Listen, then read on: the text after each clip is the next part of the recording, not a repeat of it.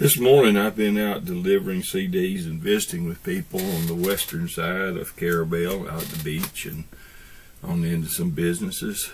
And as I was traveling toward the last stop, which was Two Brothers over on Timber Island,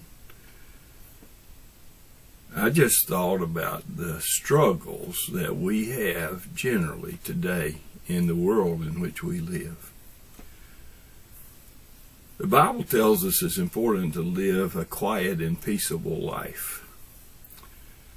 And that's certainly a goal that we have, that I have.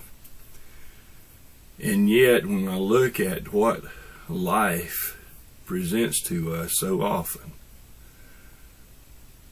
we live in a mess. I mean, privacy is kind of unheard of. Respect goes lacking. And obviously sin is prevalent. Everybody is in such a hurry. If we're going somewhere, it's important to tell the people we're with, I've got to run. I've got to quick. I'm going to be quick. And that's because of the pressures that we feel in the world today when we don't even realize we're feeling them. This is in no ways to excuse me for my sins. Jesus is the only way to deal with that. And I've asked him to forgive me, and I know he has, and I'll be asking him again when that time comes, and it might be before we quit talking. But we have cameras everywhere. A lot of times they're so valuable because they protect the innocent. But I just wonder if God intended for us to live under such manly, worldly scrutiny. Can God use it? Yes, he can. But you know, the idea that we answer to God seems to be taking a back seat to our answering to man in regard to staying away from or not being caught. And I don't know what to say about it, because the guilty are guilty. But I'm guilty of so many things that I shouldn't think.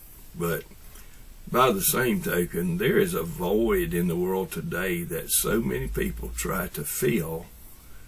And the way they approach filling that void does harm to themselves and sometimes to others. And there's a song that I thought about, which we used to sing a lot at a church I went to. And I'm sure it's dated, but the message is not dated. It's called Fill My Cup, Lord.